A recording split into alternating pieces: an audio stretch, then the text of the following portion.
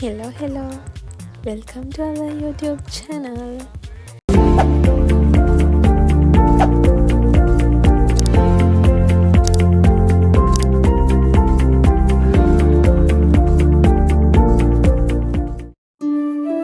ඉතින් මේ vlog එක දැනටමත් ඔයාලා දකින්න නැති කොහෙද යන්නේ කියලා අපි. ඉතින් අපි මේ යන්නේ මඩොල් සියමට.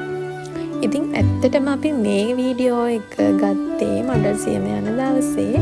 මඩොල් සියම අපි ගියේ අවුරුද්ද ඒ කියන්නේ 2025. මේ vlog එක අප්ලෝඩ් කරන්න හිතපු එකක් නෙවෙයි.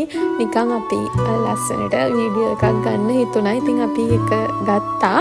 හැබැයි මේක YouTube එකට දාන්න කියලා හිතලා අපි ගත්තේ නැහැ. ඉතින් මට හිතුණා මේක අපේ ලස්සන මෙමරි එකක් විදිහට කවදා හරි අපිට බලන්න පුළුවන් වෙයිනි කියලා. ඉතින් මේ වගේ වීඩියෝ එකක් හදලා YouTube එකට අප්ලෝඩ් කරලා තියන්න කියලා. ඉතින් ඔයාලා කැමති නම් වීඩියෝ එක බලන්න. ඉතින් අපි මේ යන්නේ මඩොල් සියමේ. මේට අවුරුද්දකට කලින් ගියපු එකක්. දැන් නම් මේ තත්ත්වය කොහොමද දන්නේ නැහැ මම. මොකද නායේ ගියාට පස්සේ යන්න බැරි වුණා ගොඩක් කට්ටියට. ඉතින් ඊට පස්සේ පාරවල් බ්ලොක් වුණා, වඳු පල්ලෙහාට කඩාගෙන වැටුණා. ඉතින් ඔයගේ දේවල් ගොඩක් වුණා මේ පාරේ. දැන් නම් මේ තත්ත්වය කොහොමද කියනවද මම දන්නේ නැහැ. ඉතින් මේ අපි යන කාලේ නම් ඇත්තටම පුදුම තරම් ලස්සනයි මේ පරිසරය. ඉතින් හම්බන්තොට ඉඳන් යන්න ගත්තේ උදේ 9ට විතර. ඉතින් අපි එහෙට යද්දී හවස 2-3 විතර වුණා. මොකද අපි බයික් වල ගියේ. ඒත් එක්කම අපිට වැස්සක් හම්බුණා. මොකද අපි 4 දිනක් මේක ගියා. අපි 4 දිනකින් කවුරුත් බලාපොරොත්තු වෙන්නේ නැහැ වහී කියලා. මොකද හම්බන්තොට ඉඳන් අපි යද්දි පුදුම අවුවක් එක්ක අපි ගියේ. ඉතින් කවුරුත් බලාපොරොත්තු වෙන්නේ නැහැ වහී කියලා. මොකද අපි 4 දින ළඟම කුඩයක්වත් තිබ්බේ නැහැ. ඉතින් අපිව හොඳටම වැස්සට අහු වුණා. මඩොල් සියම හරියට ලඟ වෙද්දී. එතකොට අපිට කරන්න දෙයක්වත් තිබ්බේ නැහැ. ළඟ කඩයක් තිබ්බා. ඒකෙන් ඉටිකොල අරගෙන අපි 4 දිනම කපලා ඉටිකොල දාගත්තා. නැත්නම් හොඳටම නාන්න වෙන හින්දා. ඉතින් ඇත්තට මේ පාර නම් පුදුම ලස්සනක් තියෙන. ඉතින් ගියපු අය දන්නවා ඇති කොච්චර ලස්සනයිද කියලා. ඉතින් ඔයාලත් මේ වීඩියෝ එක බලනවා නම් ඔයාලත් ඒ අත්දැකීම ගන්න යන්න. ඉතින් අපි මඩොල් සියමට කවුරුත් මීට කලින් ගිහිල්ලා තිබ්බේ නැහැ. මොකද අපිට යන්න පාරවත් හොයාගන්න බැරි වුණා. අපි ආපහු ගිහිල්ලා කිලෝමීටර් 2ක් ආයෙත් ආවා. ඉතින් මඩොල් සියම පාර දකිද්දී අපිට හිතුණා මේ පාරේද යන්නේ කියලා. මොකද ඉච්චරටම පාර අබලන් තත්ත්වයේ තිබ්බේ. මොකද මේ පාරේ යන්නවත් බැහැ.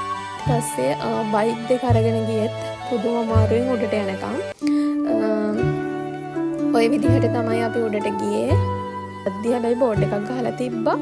එතන බඹරු ඉන්නවා කියලා යන්න එපා තහනම් කියලා. ඉතින් එහෙම තියෙද්දිත් අපි උඩට ගියා. මේ රිස්ක් එකක් එක්ක අපි උඩට ගියේ. මොකද අපි 4 දිනා විතරයි හිටියේ. කවුරුත්ම පේන්නේ හිටියේ නැහැ. හැබැයි අපි ගියාට පස්සේ එතනට කට්ටිය ආවා.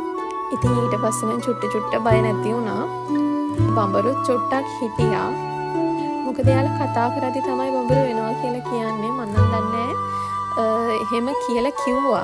ඉතින් 2-3 දෙනෙක් නම් බඹරු හිටියා. ඊට පස්සේ ටිකක් වැඩි වුණා. හැබැයි ඊට පස්සේ ආයෙ හරි ගියා.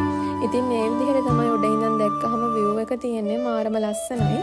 අපි ඉතින් ඔක්කොටම කලින් ගිහිල්ලා ෆොටෝස් වල වීඩියෝස් ටිකයි ගත්තා. ඉතින් මේකනේ ප්‍රධානම රාජකාරිය කොහෙ ගියා. ඔය විදිහට අපි චුට්ටක් වෙලා ඉද්දි නීදුම අඩුවනේම නැහැ. ඉතින් අපි පල්ලෙහාට බහිද්දි ලස්සනට වැස්සත් එක්කම ලස්සනට ක්ලියර් වෙලා මාරම ලස්සනට view එක පේන්න ගත්තා. ඉතින් අපි ආයෙත් උඩට ඇවිල්ලා වීඩියෝ එකක් ගත්තා. ඒක පුදුම ලස්සනක්. මොකද නීදුමින් ඇහිලා තිබ්බ නිසා අපිට කලින් පල්ලෙහා කිසිම දෙයක් පේන්නේ නැහැ. ඉතින් නීදුම ටික අයින් වෙනවත් එක්කම වැස්සත් එක්ක මාරම ලස්සනට වටපිටාව පේන්න ගත්තා මේ විදිහට. ගියපු නැති අය ඉන්නවා නම් අනිවාර්යයෙන්ම ගිහිල්ලා බලන්න. මාරම ලස්සනයි. නීදුමින් ඇහිලා තියෙද්දි එහෙම ලොකු ක්ලියර් එකක් පේන්නේ නැහැ. මොකද වටපිටාවත් එක්ක නෙවෙයිනේ අපිට පේන්නේ. ඉතින් නීදුම නැති වුණාම මාරම ලස්සනයි එතන. ඉතින් අපි ওই විදිහට හවස් වෙන නිසා ඉක්මනට ආව. මොකද අපිට පැය 5ක් 6ක් යනවනේ. ඉතින් අපි වැස්සෙම ආයෙත් යන්න පිටත් වුණා. හොඳටම වැස්සක් හම්බුණා. ඇත්තටම අපි 4 දිනාම හොඳටම නෑවා. ඉතින් කරන්න දෙයක්වත් නැහැ. ඉතින් දැන් ආව එක යන්නත් ඕනේ අනිවාර්යෙන් අපි. ඉතින් අපි ওই විදිහට යන්න පිටත් වුණා. අපි කොහොම හරි ආයෙත් හම්බන්තොටට එද්දි රෑ 9-10 විතර වුණා. අපි මගදී ඉතින් ප්ලේන් ටියකුත් බීලා රොටියකුත් කාලා වැස්ස චුට්ටක් අඩු වෙනකන් ඉඳලා ආයෙත් පිටත් වුණා. හරිම ලස්සනයි ඒක. ඉතින් මේ අත්දැකීම ගන්න ඔයාලත් ගිහිල්ලා බලන්න. වීඩියෝ එක හොඳයි නම් අපිට කමෙන්ට් එකක් දාන්න මතක ඇතුවා අපිව සබ්ස්ක්‍රයිබ් කරන්න.